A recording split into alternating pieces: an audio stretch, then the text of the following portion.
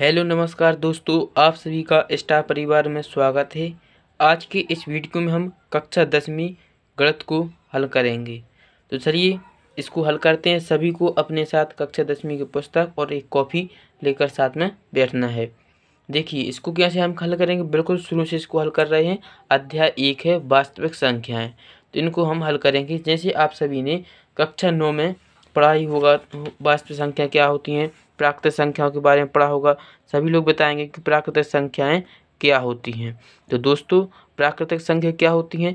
ऐसी संख्या जिनका उपयोग हम गिनने के लिए किया करते हैं। जैसे क्या हो जाएंगे, 1 2 3 4 5, कहाँ तक जाएंगी? है अनंत तक होती है, अनंत का चिन्ह होता है। अब आपसे पूछे कोई कि पूर्ण संख्या क्या होती हैं? पूर्ण संख्याएं। तो पूर्ण संख्या क्या होती हैं?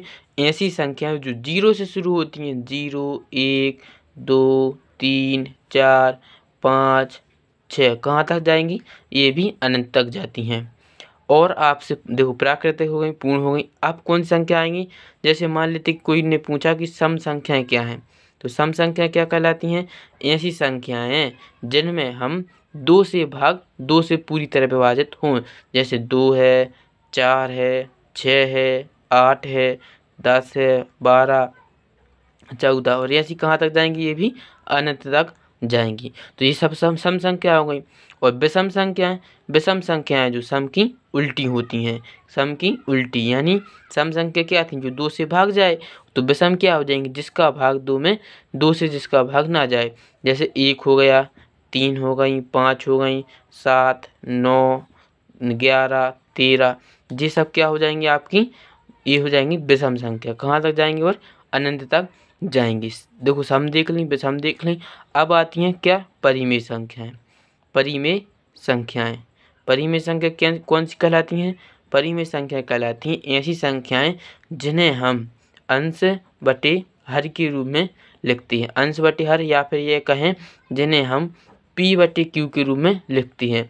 यहाँ पर p क्या है? अंश है। q क्या है? हर है। तो समझ गए।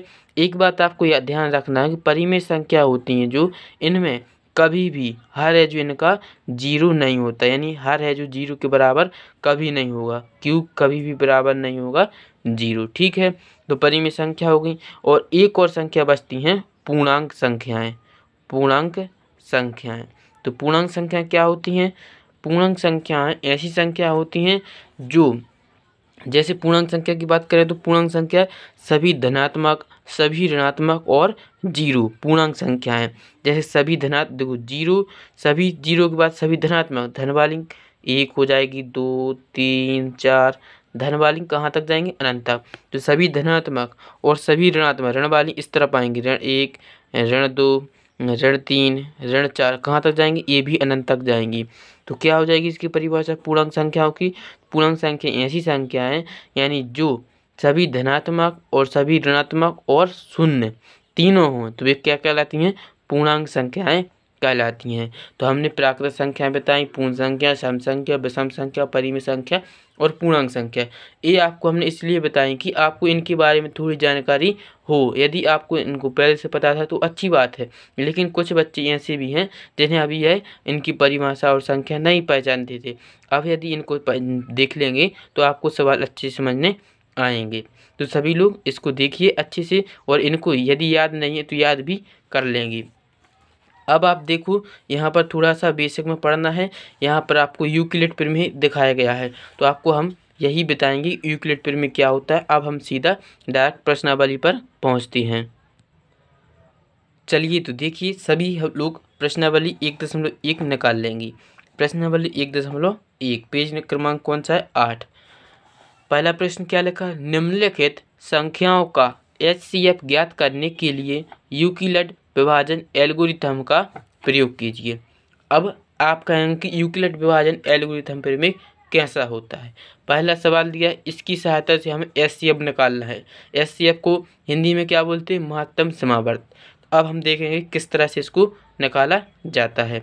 पहला सवाल क्या है? 135 और 225 के बीच में HCF निकालना है। चलिए तो हम इसका HCF निकाल के बताते हैं कि यूक्लिड विभाजन एल्गोरिथम के प्रयोग से कैसे निकालते हैं। तो देखिए यह प्रश्न था 135 और 225 के बीच में एचसीएफ निकालना है। तो सभी जानते हैं कि 135 और 225 में बड़ी संख्या कौन सी है, तो कहेंगे आप लोग कि 225 है जो यह 135 से बड़ी है। प्रश्न में कहा गया कि यूक्लिड एल्गोरिथम का प्रयोग करके एचसीएफ निकालना है। तो कैसे निकालते हैं सभी देखेंगे, तो सभी समझेंगे। यहाँ पर आपको क्या कर लेना है, रफ कार्य। आप चाहे तो अपनी कॉपी के पीछे भी कर सकते हैं। यहाँ से आपको हम यहाँ पर करके बता रहे हैं कि रफ कार्य कैसे करना है। क्या करना है, इसमें जो छोटी संख्या है उसका बड़ी संख्या में भाग देना है। तो 225 और 135 में छोटी संख्या कौन सी है, 135 है। तो 135 का भाग देंगे किस में, 225 में। ठीक है, इस तरह से आपको भाग देना है। अब देखो 135 का भाग 225 में देना है, कितनी बार जाएगा, यह जाएगा एक बार। दो बार देंगे तो कितना हो जाएगा, यह दो बार देंगे तो यह ज़्यादा हो जाएगा। एक बार दिया तो कितना आ गया, 135 का 135। अब क्या करेंगे, इसमें से घटा देंगे। तो 5 में से 5 घटेगा, क्या बचेगा, 0। 2 में से 3 घटेगा, क्या नहीं घटेगा। 2 को मानेंगे 12, 12 में से 3 घटाएंगे कितना बचेगा, 9 बचेगा। यहाँ पर 9 लिख देंगे और यहाँ पर 1 की जगह पर क्या हो जाएगा, 2, क्योंकि 2 को हमने 12 माना था। 2 में से 2 घट जाएंगे, यानी क्या बचेगा, यहाँ पर 0 बचेगा। अब क्या आ गया, यहाँ पर देखो शेष क्या बचा, 90। भाग कितनी बार गया, एक बार। किसका भाग दिया था, 135 का। अब यहाँ पर जो शेष बच रहा है इसका भाग हमें इसमें लगाना है, यानी 90 का भाग किस में देंगे, अब हम 135 में। ठीक, यही यूक्लिड एल्गोरिथम प्रयोग ऐसे ही निकाला जाता है। 90 का 135 में भाग देंगे कितनी बार जाएगा, यह देखिए यह भी एक बार जाएगा, 2 बार देंगे तो यह ज़्यादा हो जाएगा। तो 90 कम 90 घटाएंगे, 5 का 5 लिखेंगे, 3 को मानेंगे 13, 13 में से 9 घटेगा, कितना बचेगा, बचेगा 4। यहाँ पर 1 के नीचे 1 आ जाएगा, तो 1 में से घटेगा, बचेगा 0। अब देखो 90 इसका भागफल कितना आ गया, 1। शेषफल क्या बचा, 45। अब क्या करेंगे, शेषफल हमें 0 बचाना है, तो 45 का हम फिर से भाग लगाएंगे किसमें, 90 में। तो 45 का भाग एक बार फिर से 90 में देंगे, कितनी बार जाएगा, 45 दूनी 90। ठीक, अब घटा देंगे तो 90 में से 90 घटेगा, क्या बचेगा, 0। शेषफल क्या आ गया, 0। शेषफल 0 आ गया। अब इसी को आपको यहाँ पर यूक्लिड प्रयोग से लिख देंगे। यूक्लिड एल्गोरिथम प्रयोग क्या होता है, देखो यहाँ पे लिखेंगे हम यूक्लिड एल्गोरिथम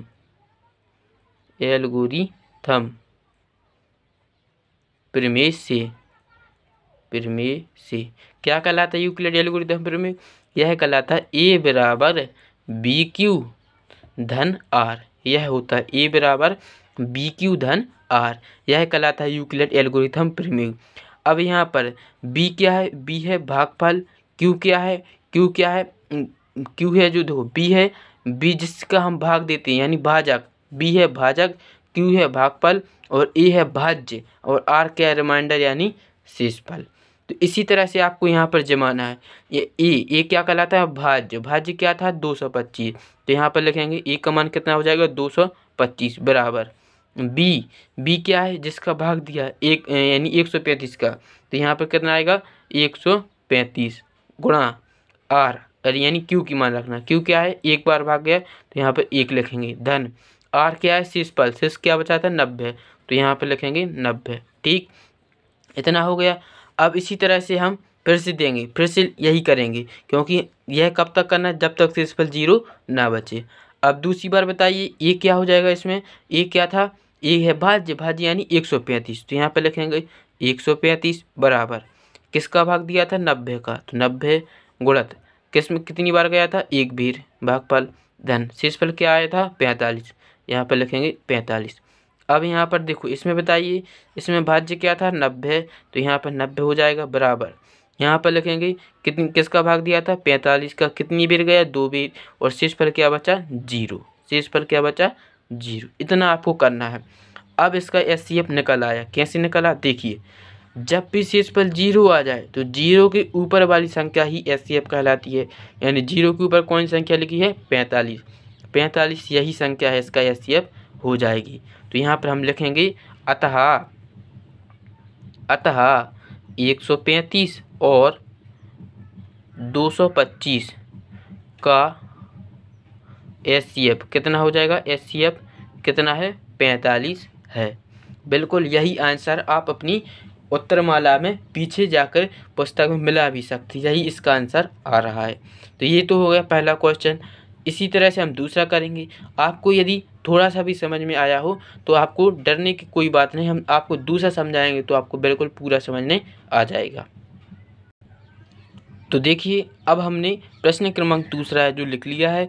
इसमें हमें 196 और 38,220 के बीच एचसीएफ निकालना है।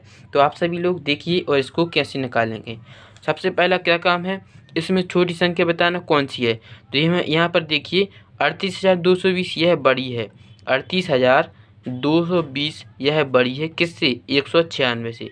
छोटी संख्या क्या है, 196, यानी 196 का हम भाग लगाएंगे किस में, 38,220 में।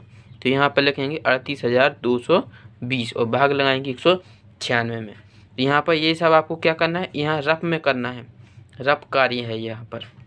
तो 196 का 38,220 में भाग लगाएंगे। यह पहले हम किस में देंगे, 3 अंकों में, 382 में। कितनी बार जाएगा, यह एक बार जाएगा। तो एक बार जाएगा कितना आ जाएगा, 196। ठीक, अब 382 में से 196 घटाएंगे तो घटाएंगे कितना आ जाएगा, 2 को मानेंगे 12, 12 में 6 घटेगा बचेगा 6। यहाँ पर मानी कि यहाँ पर देंगे तो 2 को 12 मानते इसलिए 9 की जगह क्या हो जाएगा 10।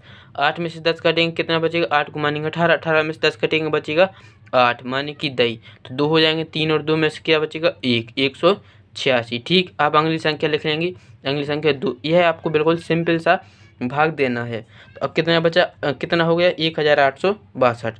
तो अब 196 का गुणा जब हम 9 में करेंगे तो हमें कितना मिल जाएगा, कितना मिलेगा, 1764 आएगा। अब इसको भी घटा देंगे तो घटाएंगे, 2 को मानेंगे 12, 12 में से 4 घटेंगे कितना बचेगा 8।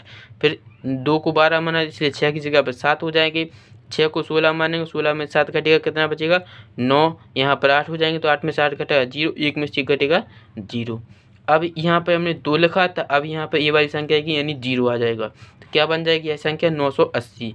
तो 196 गुणा करेंगे कि हमें 980 मिल जाए। तो कितनी बार जाएगा यह, 5 बार इसका 5 बार इसका भाग जाएगा। 196 गुणा 5 करेंगे तो कितना आएगा 980, और इसको घटा देंगे तो शेषफल क्या आएगा 0। शेषफल जैसे ही 0 आए अब हम क्या करेंगे, यूक्लिड प्रमेय से यहाँ पर लिख लेंगे। अब यहाँ पर लिखेंगे क्या, यूक्लिड एल्गोरिथम प्रमेय से, या फिर लिखेंगे यूक्लिड प्रमेय से। ठीक, इस तरह से आप यहाँ पर लिखेंगे। क्या होता है, a बराबर BQ धन R, यही होता है यूक्लिड प्रमेय। तो आप देखो यहाँ पर ये क्या कहलाता है, भाज्य। भाज्य क्या था, 38,220 बराबर B, यानी किसका भाग दे रहे थे, 196 का। Q कितनी बार गया, 195 में। Q कितनी, यानी 195 बार यह भाग गया। तो यहाँ पर कितना लिखेंगे, 195 धन शेषफल क्या आ गया 0। अब शेषफल इसमें पहले ही चरण में आ गया, एक ही स्टेप में शेषफल 0 आ गया। अब यदि 0 नहीं आता तो हम और भी लिखते जैसे हमने पहले में लिखा था, लेकिन इसमें क्या हुआ, एक ही चरण में 0 आ गया। तो इसका भागफल कितनी, यह वाला इसका आंसर हो जाएगा। इसका आंसर क्या हो जाएगा 196। इसका जो भाज्य देखना है किसका भाग इसमें दिया, 196 का भाग दिया था। तो इसका देखो यहाँ पे हम लिख भी सकते हैं कि शेषफल कितना आ गया है, शेषफल पहले ही चरण में 0 आ गया। तो इसका भाजक क्या हो जाएगा, भाजक, इसका भाजक जो भाजक कहलाता है जिसका हम भाग देते हैं, भाजक क्या है 196। तो यही इसका एचसीएफ भी हुआ, एचसीएफ क्या हो जाएगा 196। तो यहाँ पर आप लिखेंगे, क्या लिखेंगे, अतः 196 और 38,220 का एचसीएफ कितना होगा, इसका एचसीएफ होगा 196। यह पहले का आंसर हो गया, दूसरे का आंसर हो गया। अब आपको यह क्वेश्चन समझ में आया होगा, पूरा समझ में आया होगा। अब हम अगला क्वेश्चन देखते हैं, तीसरा क्वेश्चन और भी सरल है। तीसरा क्वेश्चन क्या दिया है, ए में हमें 867 और 255 के बीच में एचसीएफ निकालना है।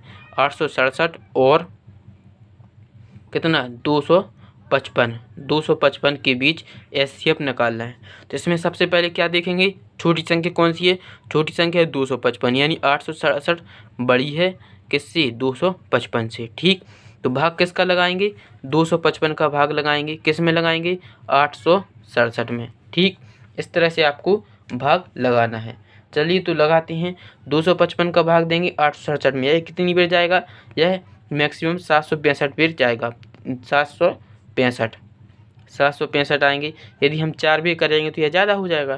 तो अब 867 में से 765 घटाएंगे तो कितना बचेगा, 7 में से 5 घटेगा बचेगा 2, 6 में से 6 घटेगा 0, 8 में से 7 घटेगा बचेगा 1। कितना बचा यहाँ पर 102।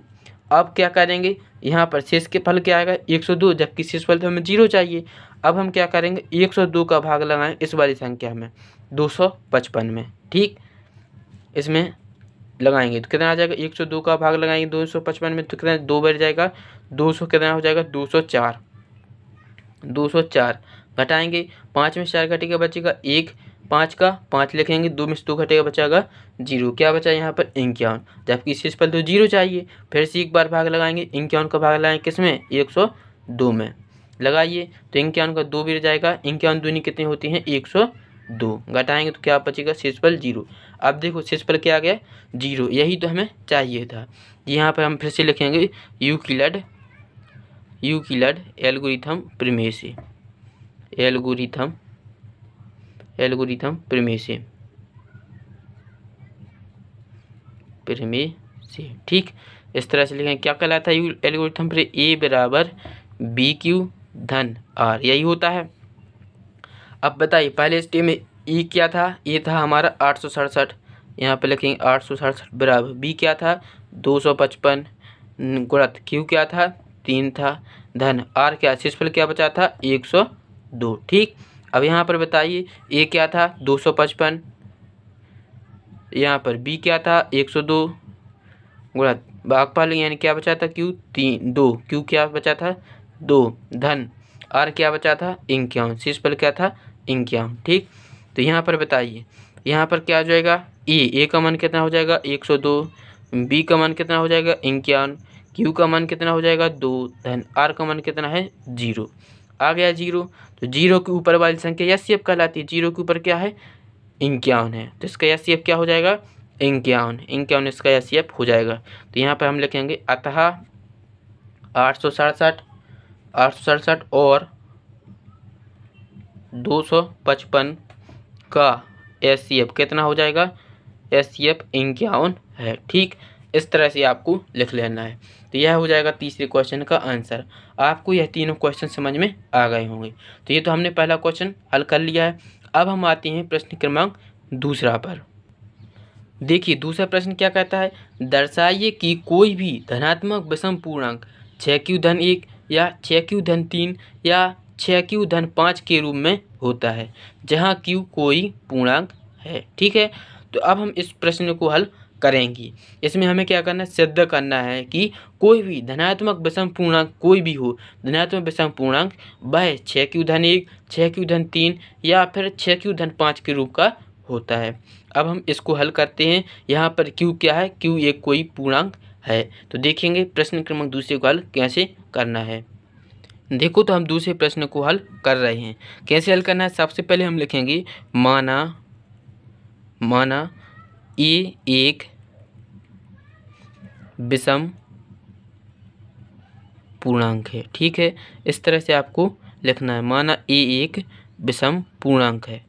अब जो 6 से बड़ा है यह भी लिखेंगे, जो 6 से बड़ा है। अब आप कहेंगे कि यह कैसे पता चला कि यह 6 से बड़ा है।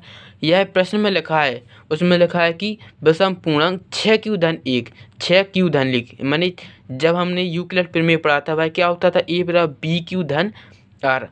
तो यहाँ पर b का मान क्या हो जाएगा 6। देखो क्या लिखा है 6q-1। देखो यूक्लिड प्रमेय क्या होता है, यहाँ पर देखिए, देखो b का मान हो जाएगा 6, क्योंकि u बराबर क्या होता है बी क्यू धन आर। तो b बराबर प्रश्न में लिखा है 6q-1, तो b का मान क्या हो जाएगा 6। जैसे ही b 6 है तो शेषफल क्या हो जाएगा, शेषफल हो जाएगा, यह क्या कहलाता है भाजक। ये भाजक हमारा कितना है 6, यानी जिसका भाग दे रहे हैं। तो शेषफल है जो हमेशा 6 से कम ही आएगा। r का मान 6 से कम आएगा, 0 आएगा, 1 आएगा, 2 आएगा, 3 आएगा या फिर 4 आएगा, 5 आएगा, लेकिन 6 नहीं आएगा। 6 क्यों नहीं आएगा, यदि 6 आएगा तो हम 6 से ही तो भाग दे रहे, तो उसका तो भाग चला जाएगा। तो 6 से कम शेषफल आएगा, 6 से ज़्यादा शेषफल नहीं आ सकती, 6 से कम ही शेषफल आएंगे, क्योंकि 6 भी आएगा तो 6 से उसमें भाग चला जाएगा। तो शेषफल आज समझ आ गई कैसे निकालना है। देखो हम जानते हैं यूक्लिड प्रमेय। यूक्लिड प्रमेय क्या होता है, यूक्लिड प्रमेय, यूक्लिड प्रमेय से। ठीक, यह कैसे निकाला? ए बराबर क्या होता है? बी क्यू धन आर। ठीक, यहाँ ही से हमने बी का मान 6 निकाला है, इसकी तुलना कर दी है। प्रश्न में 6 क्यू धन 1 लिखा है तो उससे तो बी का मान 6 पता चल गया। बी का मान 6 आया तो आर का मान हमने निकाल लिए कि 0 से लेकर 5 तक के होंगे। अब देखो केस क्या बनेंगे, कितने केस बने? देखो केस फर्स्ट में लिखेंगे आर बराबर 0। इन पर हमें सभी की वैल्यू रख के निकालना है कि ये का मान क्या रहा। सबसे पहले हम आर का मान 0 रखेंगे, आर बराबर 0 रखा। अब हम इसी प्रमेय में इसका मान रखेंगे तो ए बराबर क्या हो जाएगा? ए तो ये ही रहेगा। बी का मान कितना दिया है? 6। और क्यू जो कितना लिखेंगे? धन। आर कितना माना हमने? आर माना यहाँ पर 0, तो आर का मान रखेंगे 0। तो ये बराबर क्या बन गया? ए बराबर आ जाएगा 6Q। ठीक, इसको आप चाहे तो समीकरण 1 भी दे सकते हैं। अब देखो आर का मान कितना रखेंगे? आर का मान रख लेंगे 1। अभी 0 रखा था, अब 1 रखते हैं तो यही इसी प्रमेय में रखना है। तो ए बराबर कितना आ जाएगा? ए बराबर लिखेंगे बी का मान कितना है? 6Q धन आर का मान कितना हो जाएगा? 1। यह हो जाएगा। इसे आप चाहें तो समीकरण 2 भी दे सकते हैं। अब आर का मान कितना रखेंगे? आर बराबर 1 रखा था, अब रखेंगे 2। तो ए बराबर कितना आ जाएगा? ए बराबर लिखेंगे 6Q। आर का मान रखा है, बदला है तो यहाँ पर 2 आ जाएगा। ठीक, इसी तरह से आर का मान रखेंगे हम 3, तो ए बराबर कितना आ जाएगा? 6Q धन 3। फिर आर का मान रखना है 4, तो ए बराबर कितना आ जाएगा? 6Q धन 4। आर का मान कितना रखेंगे? 5, तो ए का मान कितना आ जाएगा? 6Q धन 5। इसको आप चाहें तो समीकरण 3 दे सकते हैं, इसको समीकरण 4 दे देंगे, इसको समीकरण 5 और इसको समीकरण 6 दे देंगे। ठीक, अब देखो प्रश्न में क्या क्या कहा था? 6Q धन 1, 6Q धन 3 और 6Q धन 5 प्रश्न में देखना है। तो कहाँ पर आ रही? तो वो 6Q धन 1 यहाँ पर आया, 6Q धन 3 यहाँ पर आया और 6Q धन 5। तो यहाँ पर लिखेंगे अतः समीकरण कौन से समीकरण? 2, समीकरण 2, समीकरण 4 व समीकरण 6 से स्पष्ट है कि ये 6Q धन 1, 6Q धन 3 व 6Q धन 5 के रूप में हैं। ठीक, तो इस तरह से आप लिख लेंगे, क्योंकि अभी हमने सिद्ध भी कर लिया है। देखो 1 में दिखाई दे रहा है, समीकरण 2 में दिखाई दे रहा है 6Q धन 1 के रूप में है, समीकरण देखो 4 में दिखाई दे रहा है 6Q धन 3 के रूप में है और 6 में दिखाई दे रहा है 6Q धन 5। तो यह स्पष्ट हो गया। तो यह प्रश्न क्रमांक दूसरा आपको इस तरह से हल करना था, तो आप इसको हल कर लेंगे। अब हम आगे क्वेश्चन देखते हैं, प्रश्न क्रमांक तीसरा। देखो तीसरा प्रश्न क्या है? किसी परेड में 616 सदस्यों वाली एक सेना की टुकड़ी को 32 सदस्यों वाले एक आर्मी बैंड के पीछे मार्च करना है। दोनों समूहों को समान संख्या वाले स्तंभों में मार्च करना है। उन स्तंभों की अधिकतम संख्या क्या है जिसमें वे मार्च कर सकते हैं? चलिए तो देखते हैं इसको हल कैसे करेंगे। हमें क्या निकालना है? स्तंभों की अधिकतम संख्या यानी HCF निकालना है। प्रश्न में 616 सदस्यों वाली एक सेना आर्मी की 32 सदस्यों वाली एक टुकड़ी में करना है। तो इसमें बड़ी संख्या क्या है? 616 बड़ी है, तो यहाँ पे लिखेंगे 616 बड़ी है किससे? 32 से। जैसे आपने पहला प्रश्न किया था उसी तरह से इसको हल करना है। यहाँ पे लिख लेंगे रफ कार्य। किसका भाग देंगे? 32 का भाग देंगे किसमें? 616 में। तो कितनी पहले हम 2 में देंगे 61 में, 32 एकम 32 दूनी कितने हो जाएंगे? 64। एक बार ही भाग जाएगा, तो यहाँ पर आएगा 32। एक को माने 11, 11 में से 2 घटेगा बचेगा 9। यहाँ पर 3 की जगह पर 4 हो जाएंगे, 6 में 4 घटेगा बचेगा 2, 29। अब यह संख्या लेंगे यानी कितना बन जाएगा? 296 हो जाएंगे। अब यह 32 का भाग देंगे 296 में, तो कितनी बार जाएगा? यह लगभग 9 बार जाएगा। 9 बार जाएगा तो कितना बचेगा? यहाँ पर 9 बार देंगे तो 32 नंबर कितने होते हैं? 288। फिर इनको काट देंगे यानी घटा देंगे, तो क्या बचेगा? यहाँ पर 6 को मानेंगे 16, 16 में से 8 घटेगा बचेगा 8। यहाँ पर 9 हो जाएगा, 9 में से 9 घटेगा 0, 2 में से 2 घटेगा 0। कितना बचा इस पर? 8 बचा। अब हम किस में देंगे? 8 का भाग 32 में, या क्योंकि इस पर हमें 0 चाहिए तो 8 का भाग लगाएंगे अब हम फिर से 32 में, तो कितना हो जाएगा? 8 चौके 32 होते हैं, तो 32 में से 32 घटेगा क्या बचेगा? 0। क्या आ गया? 0 चाहिए था हमें। अब हम यहाँ पर लगाएंगे यूक्लिड प्रमेय। यहाँ पर लिखेंगे यूक्लिड एल्गोरिथम प्रीमेसे, एल्गोरिथम प्रीमेसे क्या होता है, ए बराबर बी क्यू धन आर, यही होता है। अब यहाँ पर बी का ए का मान कितना है, सबसे पहले शुरू का लिखना है। ए क्या कहलाता है, भाज्य। ए का मान कितना दिया है 616, बी का मान कितना दिया है 32, गुणा क्यू का मान कितना दिया है, पहले क्यू का मान कितना था 19 आया था, धन आर, शेषफल क्या बचा था यहाँ पर 8 बचा था। ठीक, अब दूसरी तरह, दूसरी में क्या है, ए क्या है, ए हो गया 32 और बी क्या हो गया 8, क्यू क्या हो गया 4, धन आर क्या हो गया 0। 0 की ऊपर वाली संख्या क्या कहलाती है, एचसीएफ। तो इसका एचसीएफ कितना आ जाएगा 8 आ गया इसका एचसीएफ। तो यहाँ पर आप चाहें तो लिखेंगे कैसा, अतः 616। अब यहाँ पर इस तरह से लिखना है, कैसा लिखेंगे, उसमें पूछा गया था कि अधिकतम स्तंभों की संख्या क्या होगी। तो यहाँ पर लिखेंगे अतः अधिकतम स्तंभों की संख्या कितनी होगी, 8 स्तंभ होंगे, 8 स्तंभ होंगे। आप ऐसे ही प्रश्न में परीक्षा में करके आएंगे तो आपको पूरे में से पूरे नंबर मिलेंगे और आपको ऐसे ही इनको हल करना है। तो यह हो गया आपके तीसरे प्रश्न का आंसर। अब हम देखते हैं चौथी प्रश्न का आंसर। देखो चौथा प्रश्न क्या कहलाता है, प्रश्न क्रमांक चौथा देखो, यूक्लिड विभाजन प्रेमिका का प्रयोग करके दर्शाइए कि किसी धनात्मक पूर्णांक का वर्ग किसी पूर्णांक m के लिए 3m या 3m धनिक के रूप का होता है। यह प्रश्न दूसरे ही के समान है बिल्कुल। इसमें क्या करना है, धनात्मक पूर्णांक का वर्ग करना, केवल क्या करना है, वर्ग। यहाँ पर आपको संकेत के रूप में समझाया भी गया है कि यह मान लेना है कि x कोई धनात्मक पूर्णांक है, तब यह 3q धन 1 3q धन 2 के रूप में लिखा जा सकता है।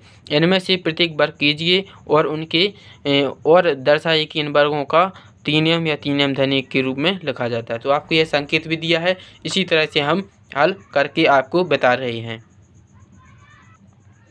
तो कैसे हल करेंगे, सबसे पहले यहाँ पर लिखेंगे माना ए कोई एक पूर्णांक ए के लिए, यहाँ कैसे भी लिख सकते हैं, माना पूर्णांक ए के लिए। ठीक, इस तरह से लिखेंगे। तो ए के लिए, और उस प्रश्न में किस में बताना हमें, 3m या फिर 3m धन 1। तो यहाँ पर b का मान कितना हो जाएगा, b आ जाएगा 3। यह आपको कैसे पता चलेगा, यह आपको प्रश्न से पता चलेगा कि b का मान क्या है। उसमें लिखा है 3m या 3m धन 1 के लिए सत्य करना है। तो यहाँ पर b का मान कितना हो जाएगा, 3 हो जाएगा। और तो b का मान 3 है तो r का मान क्या हो जाएगा, r का मान 3 से छोटा होगा, यानी 0 आएगा, 1 आएगा और 2 आएगा, यह r हो जाएगा। अब हम यूक्लिड प्रमेय लगाएंगे, यूक्लिड एल्गोरिथम प्रमेय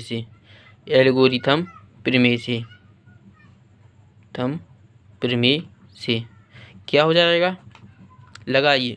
यूक्लिड प्रमेय क्या होता है, a बराबर बी क्यू धन r, यही होता है। अब इसी तरह से आपको केस फर्स्ट लगाएंगे। केस फर्स्ट में r का मान कितना रखना, r बराबर लिखेंगे 0। तो a बराबर कितना हो जाएगा, a बराबर b का मान कितना रखना है 3, q धन r का मान कितना रखना है 0, यह आ गया। अब यही इसका आंसर नहीं है, a का मान कितना आ गया 3q, q की जगह पर आप m रखेंगे, क्योंकि प्रश्न में संकेत में देखो, प्रश्न में लिखा गया m, q की जगह पर क्या रखना है आपको m, तो यहाँ पर क्या लिखेंगे m। ठीक, m लिखना है, 3m हो जाएगा, यहाँ पर भी m आएगा, q का मान भी दिया है हमें, m दिया है, तो 3m। अब यह इसका आंसर नहीं है, क्योंकि प्रश्न में वर्ग लिखा है कि उनका धनात्मक पूर्णांकों का वर्ग, तो इसका वर्ग कर देंगे तो a का वर्ग कितना हो जाएगा, 3m का वर्ग, 3m का वर्ग। तो a का वर्ग कितना हो जाएगा, 3 का वर्ग कितना होता है 9, तो 3 3 का 9, तो यहाँ पर आ जाएगा 9m वर्ग। यहाँ पर इस तरह से लिखेंगे कॉमन लेके, तो आएगा 3 कोष्टक में लिखेंगे 3m वर्ग, यह ऐसे लिख सकते हैं। 9m को यहाँ पर इस तरह से भी लिखा जाता है, 9m स्क्वायर को 3 कोष्टक में लिखेंगे 3m स्क्वायर। तो ये स्क्वायर का मान कितना आ गया, 3 कोष्टक में 3m स्क्वायर। ठीक, अब देखेंगे दूसरा कैसे लिखेंगे हम। यहाँ पर देखिए r का मान कितना रखेंगे, r बराबर 1, अभी हमने 0 रखा था। तो केस 2 में हम क्या करेंगे, r का मान रखेंगे 1, तो r का मान 1 रखेंगे तो a बराबर कितना आ जाएगा, b का मान रखेगा 3, q का मान रखना है m धन r का मान रखेंगे 1। ठीक, तो a बराबर कितना आ जाएगा 3m धन 1, अब इसका वर्ग कर देंगे तो ए का वर्ग कितना होता है 3 का, यानी पूरी संख्या का वर्ग 3m धन 1 का वर्ग। ठीक, अब देखेंगे यहाँ पर देखिए 3m धन 1 वर्ग, आपने एक सर्व समीकरण पढ़ी होगी, a धन b का वर्ग बराबर क्या होता है a वर्ग धन b वर्ग धन 2ab। यह सर्व समीकरण आपने पढ़ी होगी, इसी सर्व समीकरण का उपयोग करना है। तो यहाँ पर a वर्ग बराबर क्या हो जाएगा, आप यहाँ पर देखिए 3m धन 1 का वर्ग, तो यहाँ पर a का काम कौन कर रहा है 3m, b का काम कौन कर रहा है 1। तो जहाँ जहाँ आपको a दिखाई दे वहाँ लिखना है 3m, और जहाँ जहाँ b दिखाई दे वहाँ लिखना है 1। तो a का वर्ग यानी 3m का वर्ग धन b का वर्ग यानी 1 का वर्ग धन 2ab, यानी a का मतलब 3m धन b का मतलब 1। अब इसको हल करेंगे तो 3m का वर्ग कितना हो जाएगा 9m स्क्वायर धन 1 का वर्ग कितना आ जाएगा 1 धन, इसका करेंगे 3 दूनी 6m आएगा। अब यहाँ पर देखो 9m स्क्वायर देखते हैं और 6m को हम इस तरफ लिख रहे हैं और प्लस 1, इसमें से आप किसको कॉमन ले लेंगे, तो इसमें से आप यहाँ पर देखेंगे, इसमें देखिए किसको कॉमन ले लेंगे, हमने 9m स्क्वायर प्लस 6m में से हमने 3m को कॉमन ले लिया, तो यहाँ पर क्या बचेगा, यहाँ पर लिखेंगे 3m आएगा, 3 तरह का 9, 3m धन 3 दूनी 6 धन क्या बचेगा 1। तो एक कोष्टक क्या बन जाएगा 3m धन 1 और एक कोष्टक बनेगा 3m धन 2, यह 2 कोष्टक बनेंगे। ठीक, तो यह हो जाएगा ए स्क्वायर केस 2 में। अब केस 3 में क्या करेंगे, केस 3 में आर का मान कितना रखना है 2, अभी हमने 1 रखा था, अब आर बराबर रखेंगे 2 रखिए, तो क्या हो जाएगा ए बराबर आएगा बी का मान 3, क्यू का मान रखना है m धन आर का मान रखेंगे 2, तो ए का मान कितना आ गया 3m धन 2। अब क्या करना है वर्ग करना है, तो ए का वर्ग करेंगे तो क्या हो जाएगा 3m धन 2 का वर्ग। तो यही सब समीकरण फिर से लगाइए, क्या होती है सभी लोग बोलेंगे a धन b का वर्ग क्या होता है, बोलिए a वर्ग धन b वर्ग धन 2ab। तो इसको इसमें मान धर देते, a का मान अब कौन कर रहा है, a का काम कौन करेगा 3m, b का काम करेगा 2, तो a वर्ग बराबर क्या आ जाएगा a का वर्ग यानी 3m का वर्ग धन b का वर्ग यानी 2 का वर्ग धन 2ab, a का मतलब 3m और b का मतलब है 2 से, यहाँ पर गुणा का चिन्ह आएगा, करिए तो 3m का यानी 9m स्क्वायर धन 2 का वर्ग हो जाएगा 4 धन 3 दूनी 6, 6 दूनी 12m, यहाँ पर आएगा 12m। तो यहाँ पर देखिए ए स्क्वायर बराबर क्या आ जाएगा 9m स्क्वायर और 12m में से किसको कॉमन ले लेना है आपको, यहाँ पर एक बार और लिख लीजिए 9m धन 12m धन के 4, तो यहाँ से आप फिर से कॉमन ले लेंगे 3m को, तो यहाँ पर क्या बचेगा 3 तरह का 9, 3m धन 3 चौकी 12 और धन क्या बचेगा यहाँ पर बचेगा धन के 4 पहले से ही, तो एक स्टेप यह हो जाएगा 3m धन 4 और एक कोष्टक बनेगा 3m धन 4, यही लिखेंगे ए स्क्वायर। तो हमने केस फर्स्ट, केस 2, केस 3, यह 3 ही केस से हमने निकाल कर आपको बता दिया, यह बना। अब यहाँ पर आप लिख भी सकते हैं, क्या लिखना है कि सिद्ध क्या करना था 3m या 3m धन 1, तो 3m धन 1 कहाँ पर आ गया था, यहाँ पर आया था, इसमें आया था 3m धन 1 पहले केस में, 2 केस में आया था, केस 3m धन 1 यहाँ पर आया और 3m यहाँ पर आ गया। तो यहाँ पर आप लिख भी सकते हैं कि अतः केस 2 और केस 1 से स्पष्ट है कि यह 3m और 3 धनात्मक पूर्णांक का वर्ग m के लिए 3m या 3m धन की 1 के रूप में होता है। तो यह ऐसा चौथा प्रश्न करना था, आप देख लेंगे, इसी तरह से आपको प्रश्न में करना है और पूरे 4 नंबर पक्के हो जाएंगे। अब देखिए प्रश्न क्रमांक 5वां लास्ट क्वेश्चन है इस प्रश्नावली का, फिर हम इस प्रश्नावली को खत्म करेंगे। 5वां प्रश्न क्या है, यूक्लिड विभाजन प्रेमिका का प्रयोग करके दर्शाइए कि किसी धनात्मक पूर्णांक का घन 9m धन 1 या 9m धन 8 के रूप का होता है। इसको हम हल करेंगे। क्या करना है इसमें, धनात्मक पूर्णांक का घन, अभी हमने क्या किया था वर्ग, अब क्या करना है इसका घन करना है। चलिए तो हम इसको हल करेंगे। देखो किस तरह से हल करेंगे, सबसे पहले लिखेंगे माना धनात्मक पूर्णांक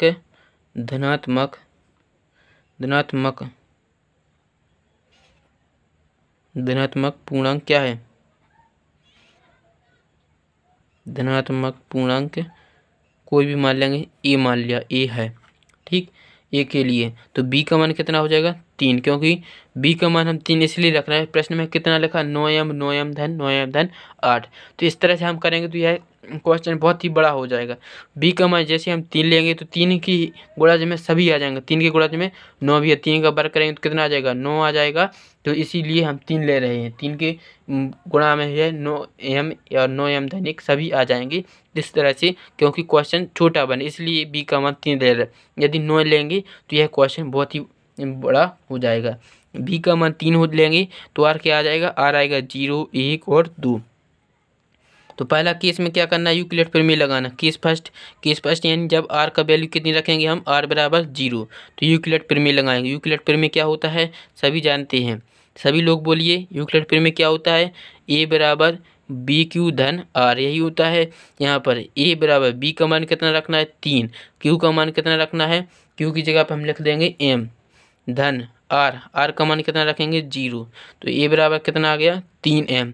अब इसका आंसर यह नहीं है क्योंकि प्रश्न में घन लिखा था, तो अब हमें यहाँ पर क्या करना, घन। अभी तक हमने क्या किया था, वर्ग किया था, अब हम इसका घन करेंगे। घन मतलब 3 की घात, तो 3m के ऊपर कितनी घात आ जाएगी 3 का, तो 3 का घन कितना होता है, 3 का घन होता है 27, 3 तरह का 9 9 3 27, 27 हो जाएगा 27m।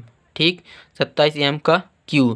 तो यहाँ पर हमें किसके रूप में चाहिए 3m का, तो आप चाहें तो 9m कॉमन लेंगे, तो 9m कॉमन आ जाएगा तो कितना बचेगा 9 3 27, 3m आ जाएंगे। 9m स्क्वायर कॉमन ले लिया तो क्या बचा 3m, 9 9 3 27। इस तरह से आप लिखेंगे, ये Q का मान आ गया। यह पहला केस था। अब r बराबर कितना लेंगे 1। केस 2 में क्या ले लेंगे हम, r का मान रखेंगे, r बराबर 1 रखेंगे, r का मान 1 लिखेंगे। फिर से यही प्रमेय लगाएंगे, तो ये बराबर क्या होता है बी क्यू धन r, b का मान कितना है 3 गुणित q का मान कितना है m धन r का मान कितना रखना है 1, तो क्या हो जाएगा 3m धन 1, यह a का मान आ गया।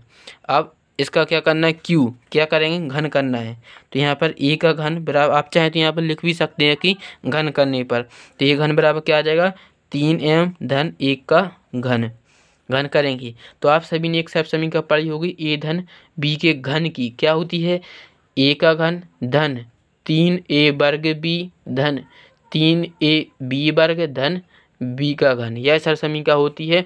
इसका प्रयोग करके हम यहाँ पर लिखेंगे, यहाँ पर जहाँ जहाँ a दिखाई दे वहाँ पर लिखेंगे 3m और जहाँ जहाँ b दिखाई दे वहाँ लिखेंगे 1। चलिए तो हल करते हैं। a का घन बराबर क्या हो जाएगा, a घन यानी 3m का घन धन 3a वर्ग भी 3 गुणित a का वर्ग माने 3m का वर्ग गुणित b का मान मतलब 1 धन 3 a का मतलब 3m से 3m गुणित b का मान कितना है 1 धन b का घन यानी 1 का घन करेंगे तो कितना आ जाएगा, 3 का घन करेंगे तो 27, m का घन धन यहाँ पर 3 का वर्ग होगा 9 9 3 27 m धन गुणा मान 1 ही आएगा, 3 तरह का 9m धन 1 का घन 1 ही होता है। अब यहाँ से देखेंगे, यहाँ से क्या आ जाएगा 9 को कॉमन ले लेंगे, 9m को कॉमन लेंगे तो क्या बचेगा, 9m कॉमन लेंगे तो 9 3 27, 3m स्क्वायर धन 9 3 27 3 आएगा धन 9 एकम 9 धन 1। अब इतने को 3m स्क्वायर धन 3 धन 1 को क्या मान लेंगे हम, को m मान लेंगे, m माना तो यहाँ पर क्या हो जाएगा कैपिटल M माना है तो यहाँ पर आ जाएगा 9m, क्या आ जाएगा 9m। यहाँ से केवल 9 को m को कॉमन लेना है।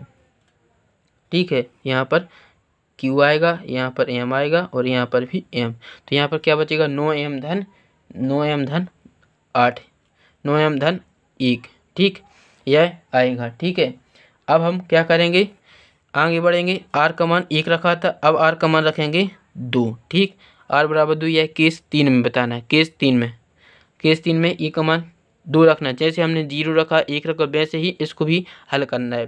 तो आप सभी लोग इसको हल भी कर सकते हैं।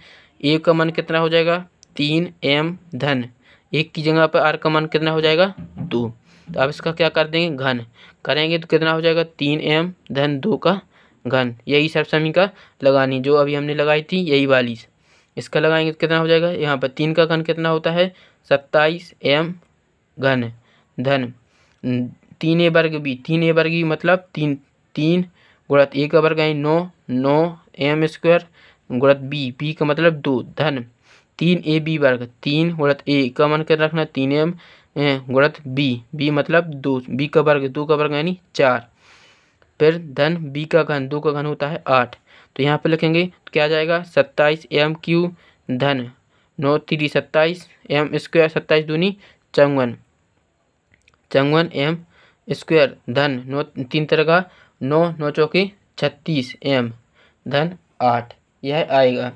तो अब यहाँ से किसका कॉमन ले लेंगे हम, 9 को कॉमन लेंगे। तो 9 कॉमन लेंगे क्या 9 3 27 3m³, ठीक। यहाँ पर 9 चौके 9 6 54 6m स्क्वायर धन 9 चौके 36 3 आएगा 3 9 चौके 4m धन 8। तो यहाँ से इसको हम m मान लेंगे 3m³ धन 6m स्क्वायर धन 4m को क्या मान लेंगे हम m मान लेंगे कैपिटल m। तो यहाँ पर क्या बचेगा 9m धन 8, ठीक। अब देखो प्रश्न में देखेंगे यह आप चाहे तो इसको समीकरण 2, इसको समीकरण 3 और इसको समीकरण 1 देंगे।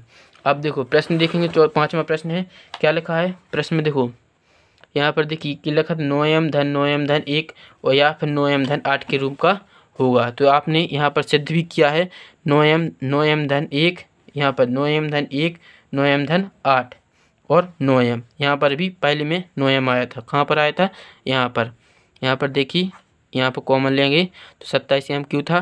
तो यहाँ पर किसका, यहाँ पर 3 कॉमन लेंगे 3m, तो क्या आ जाएगा 3m स्क्वायर कॉमन लिया तो 9 3 27, तो यहाँ पर आ जाएगा 9m। तो इस तरह से आपने सिद्ध कर लिया 9m धन 1 9m धन 8। तो यहाँ पर आप लिख भी सकते हैं अतः समीकरण 1 2 व 3 से स्पष्ट है कि 9m और 9m धन 1 और 9m धन 8 के रूप में धनात्मक पूर्णांक का घन होता है। इस तरह से आप 5वां भी हल कर लेंगे। आपको यह क्वेश्चन बिल्कुल समझ में आया होगा। यदि यह क्वेश्चन थोड़ा बड़ा जरूर है, लेकिन आप इसको एक बार घर पर करेंगे तो पूरी तरह से समझ में आएगा। तो आज हमने आपको प्रश्नावली 1.1 को हल करवाया है। यदि आपको यह प्रश्नावली समझ में आई हो और वीडियो अच्छा लगा हो तो चैनल को लाइक करें और सब्सक्राइब जरूर करें।